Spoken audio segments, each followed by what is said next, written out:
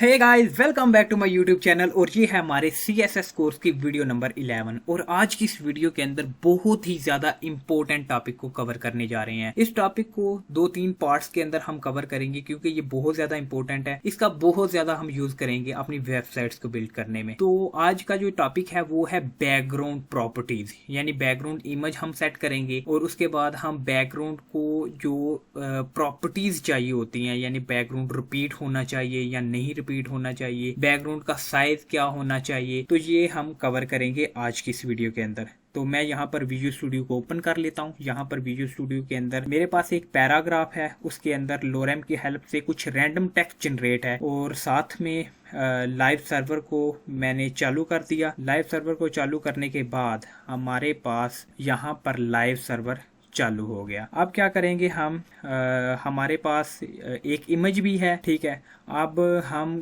देखेंगे कि स्टाइल के अंदर हम कैसे अपने पैराग्राफ को स्टाइल कर रहे होंगे। तो सबसे पहले मैं यहाँ पर थोड़ा जूम इन कर लूँ इतना कि आपको नजर आ जाए। अब हम सबसे पहले ना ये जो हमारा पैराग्राफ है उसे कुछ विड्थ देंगे और कुछ हाइट देंगे। अब उससे पहले मैं एक बॉर्डर दे देता हूँ। बॉर्डर 2 पिक्सल सॉलिड और रेड, ये हमारे पास बॉर्डर आ जाएगा, ठीक है। इसकी विड्थ तो काफ़ी ज़्यादा है लेकिन हाइट नहीं है, तो मैं इसे क्या करूँगा, पहले विड्थ दूंगा और विड्थ कितनी दूंगा, 900 पिक्सल, ठीक है। और उसके बाद इसे हाइट दूंगा, वो भी 900 पिक्सल, ठीक है। तो ये मेरे पास एक कुछ इस तरह का दिखाई देने वाला बॉक्स बन गया है।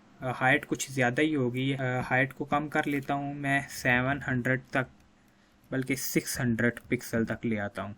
अब आप देख सकते हैं यहाँ पर ये मेरे पास मेरा पैराग्राफ है इसके अंदर, और बाकी मेरे पास ये हॉली बॉक्स है, ठीक है। और यहाँ पर क्या लिखूंगा, बैकग्राउंड इमेज, और यहाँ पर मैं URL एंटर करूंगा और इसके अंदर जो मेरे पास इमेज पड़ी हुई है flower.jpg उसका पाथ दे दूंगा, ठीक है। जब मैं पाथ एंटर करूंगा तो आप देख रहे होंगे कि यहाँ पर मेरे पास बैकग्राउंड में इमेज आ चुकी है। आपको पता चल गया है कि कैसे इमेज को सेट करना है अपनी वेबसाइट के अंदर। अगर मैंने यहाँ पर इमेज को सेट करना था तो मैंने क्या किया, यहाँ पर लिखा बैकग्राउंड इमेज, उसके बाद मैंने URL में क्या किया, उसका पाथ दे दिया। अगर आपने नेट पर कोई इमेज देखी है उसका कॉपी पास कर लें, वहां से कॉपी इमेज एड्रेस कर लें और यहाँ पर आकर पेस्ट कर दें, तो उस तरह से भी आप इमेज को लगा सकते हैं। अब इस बैकग्राउंड को बैकग्राउंड रिपीट प्रॉपर्टी को समझने के लिए मैं इसको बैकग्राउंड साइज में पहले आना चाहूंगा, यानी बैकग्राउंड का जो साइज है ना उसमें हाइट और विड्थ दूंगा। मैं 100 पिक्सल हाइट दे देता हूँ, बल्कि विड्थ, और 100 पिक्सल ही हाइट दे देता हूँ।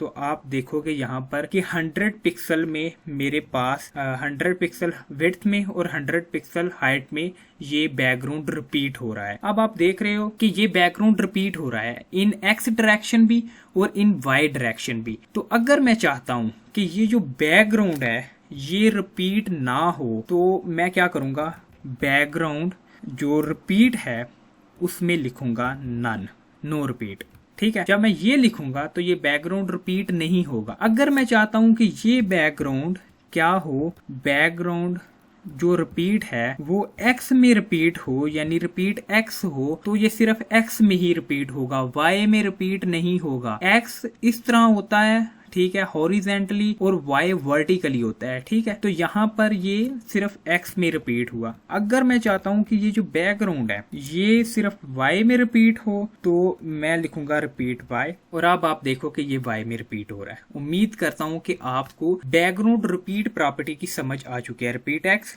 रिपीट Y और रिपीट नो रिपीट, ठीक है। आप देखते हैं बैकग्राउंड साइज क्या है। मैंने यहाँ पर ना बैकग्राउंड का साइज दिया है, आप यहाँ पर देखो, मैं इसे नीचे ले आता हूँ। मैंने बैकग्राउंड का साइज दिया है तो मैं इसे पहले कमेंट आउट कर लेता हूँ। अब आप देखो कि यहाँ पर बैकग्राउंड का साइज कितना है, 100 पिक्सल इसकी विड्थ है और 100 पिक्सल ही इसकी हाइट है। तो अगर मैं यहाँ पर इसकी विड्थ और हाइट को चेंज करता हूँ तो वहां पर बैकग्राउंड की विड्थ और हाइट चेंज हो जाएगी। अगर मैं 200 करता हूँ तो यहाँ पर 200 पिक्सल विड्थ और हाइट में ये बैकग्राउंड आ जाएगा। और साथ में क्या है, बैकग्राउंड कवर भी हम कर सकते हैं, यानी जो हमारे पास पैराग्राफ है ना, मैं वहां पर लिखूंगा बैकग्राउंड जो साइज है वो क्या हो जाए कवर, यानी वो पूरे का पूरा जो हमारे पास डिव होगा ना, यानी कि पूरे का पूरा जो पैराग्राफ है उसको क्या करे, ये कवर कर दे। अब देखो ये हमें पैराग्राफ नजर आ रहा है ना, मैं इसे जूम आउट करता हूँ।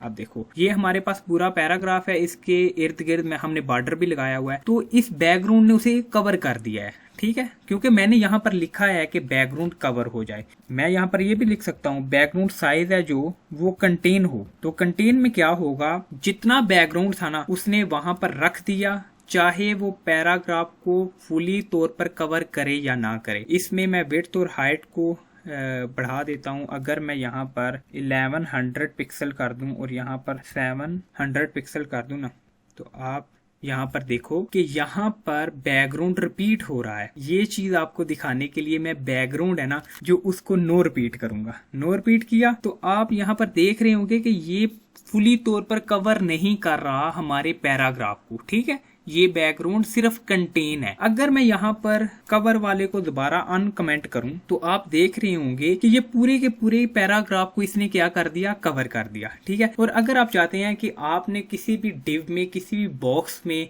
अगर बैकग्राउंड लगाया है तो वो पूरे के पूरे बॉक्स को कवर करे, तो उसके लिए आपने बैकग्राउंड का साइज क्या रखना है, कवर। तो इसके अलावा आप उसकी विड्थ भी दे सकते हैं या उसे ऑटो भी रख सकते हैं। ऑटो में क्या होगा, अगर मैं यहाँ पर बैकग्राउंड साइज ऑटो रखूँ ना, तो ऑटो में देखो आप क्या होगा, ऑटो में जितना वो था, जितनी वो पिक्चर थी वो एज इट इज उसने यहाँ पर रख दी। उसने नहीं देखा कवर हो रहा है या नहीं हो रहा, उसने ऑटो में यहाँ पर बैकग्राउंड रख दिया। अब उसके बाद आप सिर्फ विड्थ भी दे सकते हैं, विड्थ और हाइट भी देख सकते हैं, जैसा कि मैंने यहाँ पर दी है। उम्मीद करता हूँ कि आपको ये जो बैकग्राउंड प्रॉपर्टीज हैं इनकी समझ आ चुकी है। मिलते हैं बहुत जल्द एक नई वीडियो में। उस वीडियो में हम और बैकग्राउंड की प्रॉपर्टीज को देखेंगे। तब तक के लिए अगर वीडियो अच्छी लगे वीडियो को लाइक और चैनल को सब्सक्राइब लाजमी कर देना।